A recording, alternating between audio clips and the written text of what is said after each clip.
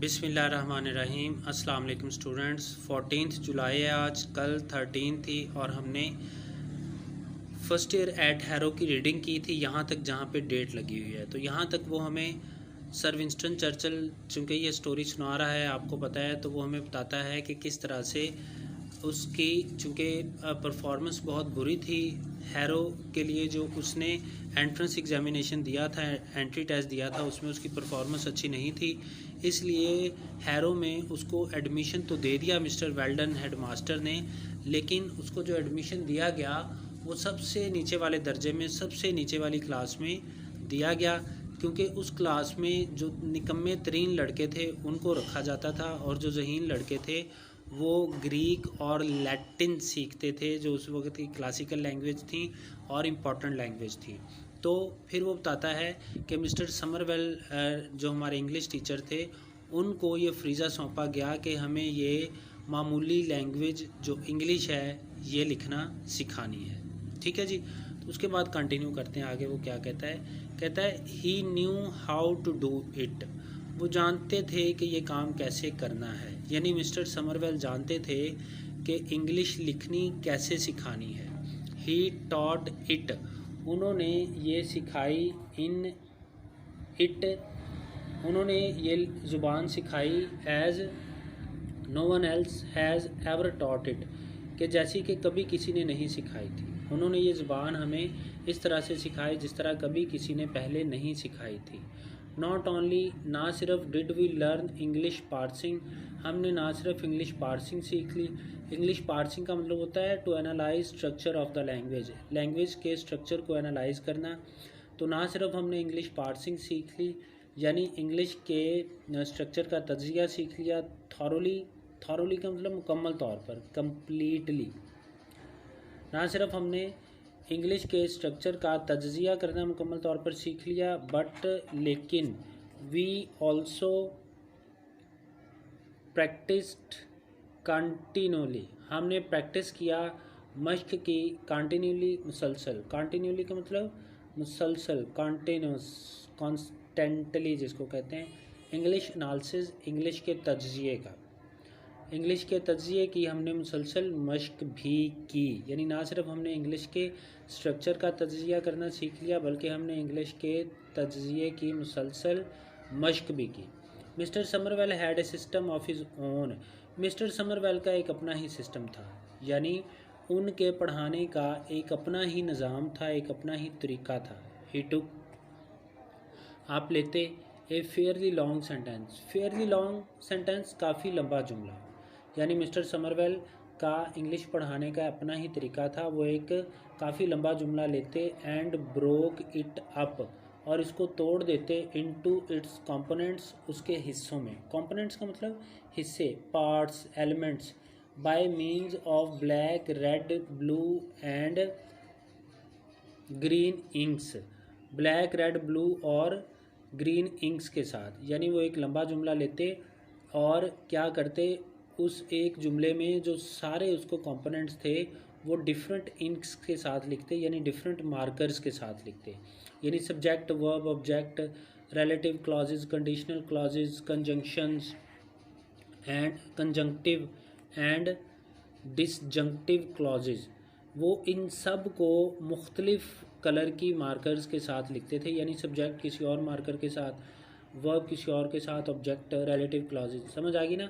यानी हर दफ़ा वो ऐसा ही करते, यानी वर्ब को अगर वो ब्लू कलर की मार्कर के साथ लिखते तो वो वर्ब को हमेशा ब्लू कलर की मार्कर के साथ ही लिखते थे। Each had its colour and it's bracket, और इसमें हर चीज़ का अपना अलग कलर और ब्रैकेट होती थी।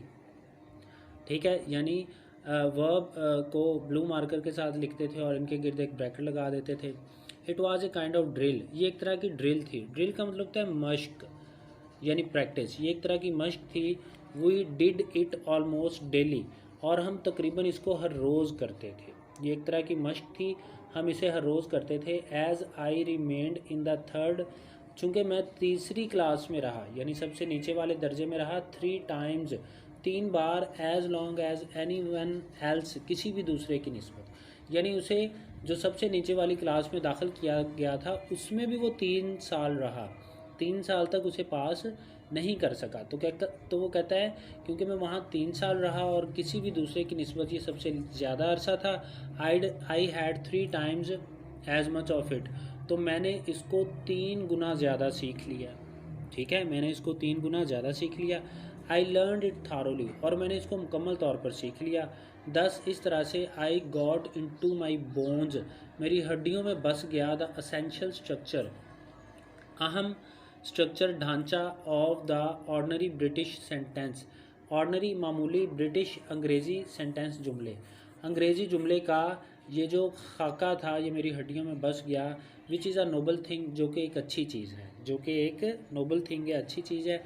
And when in after years, और जब बरसों के बाद, माई स्कूल फेलोज़, मेरे स्कूल के साथी, हु हैड वन प्राइजेज, जिन्होंने नमात हासिल किए, एंड डिस्टिंक्शन और positions for writing such beautiful Latin poetry, खूबसूरत लातीनी पोइट्री लिखने पर, एंड पिथी, और पिथी का मतलब क्या होता है? पिथी का मतलब होता है शॉर्ट एंड पॉइंटेड जुमले, कॉम्प्रिहेंसिव एंड शॉर्ट जुमले, यानी छोटे जुमले लेकिन जिनमें बहुत कोई अक्लमंदी की बात की गई हो। तो लातीनी में शायरी, और पिथी ग्रीक एपिग्राम्स, यूनानी, ग्रीक का मतलब यूनानी, एपिग्राम्स का भी यही मतलब है। ठीक है, जो कि इसका है कि शॉर्ट पॉइंटेड सेंटेंसेस जिन्होंने लिखे, हैड टू कम डाउन, उन्हें वापस आना पड़ा, अगेन दोबारा, टू कॉमन इंग्लिश पर, आम इंग्लिश पर ही, टू अर्न देयर लिविंग, अपनी रोजी रोटी कमाने के लिए, और मेक देयर वे, या अपना रास्ता बनाने के लिए, यानी आगे बढ़ने के लिए, तरक्की करने के लिए। ठीक है, यानी कहता है कि बरसों के बाद मेरे वो स्कूल फेलोज़ जिन्होंने लातीनी में शायरी लिखने और यूनानी में जो है अक़वाले ज़री लिखकर प्राइजेज़ और डिस्टिंक्शंस हासिल की थी, उन्हें दोबारा इसी आम इंग्लिश की तरफ आना पड़ा अपनी रोज़ी रोटी कमाने के लिए और अपना रास्ता बनाने के लिए। I D not feel my self at any disadvantage, और मैं ख़ुद को किसी डिसएडवांटेज में फ़ील नहीं करता, यानी मैं ऐसा महसूस नहीं करता कि मुझे कोई नुकसान हुआ। नेचरली, फितरी तौर पर, आई एम बाइस्ड का मतलब होता है इनक्लाइंड, प्रेजुडाइस यानी मुतस्सब होना। तो फितरी तौर पर मैं मुतस्सब हूँ, इन फेवर ऑफ बॉयज़, उन लड़कों की फेवर में लर्निंग इंग्लिश, कि वो लड़के इंग्लिश सीखें, यानी मैं फितरी तौर पर बाइस्ड हूँ, मैं ये रुझान रखता हूँ, मुतस्सब हूँ कि लड़के इंग्लिश सीखें। I would make them all learn English, कहता है मैं उन सबको इंग्लिश ही पढ़ाऊँगा। And then I would let the clever ones, और फिर जो क्लेवर वंस हैं, ज़हीन लड़के हैं, learn Latin as an honour, उन्हें अंग्रेज़ी के अलावा लातीनी सिखाऊंगा एक ऑनर के तौर पर, and Greek as a treat, और यूनानी एक दावत के तौर पर। यानी कहता है सबसे पहले लड़कों को इंग्लिश सिखाऊंगा और उसके बाद एक ऑनर और एक ट्रीट के तौर पर लैटिन, लातीनी और यूनानी सिखाऊंगा। बट लेकिन the only thing I would whip them, लेकिन वहाँ चीज़ है कि मैं उनको चाबक मारूंगा। विप का मतलब होता है चाबक मारना, फ्लॉग, FLOG फ्लॉग कहते हैं इंग्लिश में, यानी कि ये चाबक होता है एक कोड़ा टाइप, उसके साथ किसी को पीटना। फॉर क्यों, इज़ नॉट नोइंग इंग्लिश ना जानने पर, लेकिन कहता है वह चीज़ यह है कि इंग्लिश ना जानने पर मैं उनको चाबक मारूंगा। I would whip them hard for that, और इसके लिए मैं उन्हें बहुत ज़ोर से चाबक मारूंगा। किसके लिए?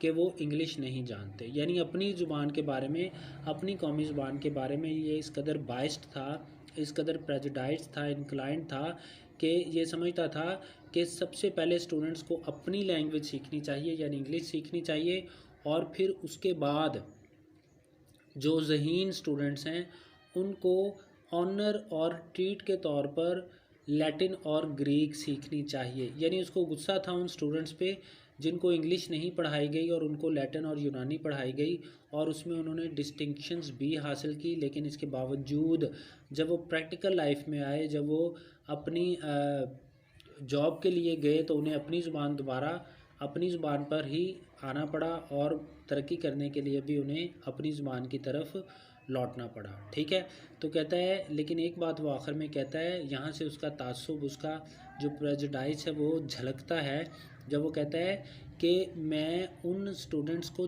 चाबक मारूंगा, कोड़े मारूंगा जिनको इंग्लिश नहीं आती होगी। ठीक है बच्चों, ये आपका चैप्टर था। कल हम इंशाल्लाह इसके क्वेश्चन आंसर करेंगे। अगर कोई बात आपको नहीं समझ आई तो ज़रूर पूछिएगा। अल्लाह हाफिज़।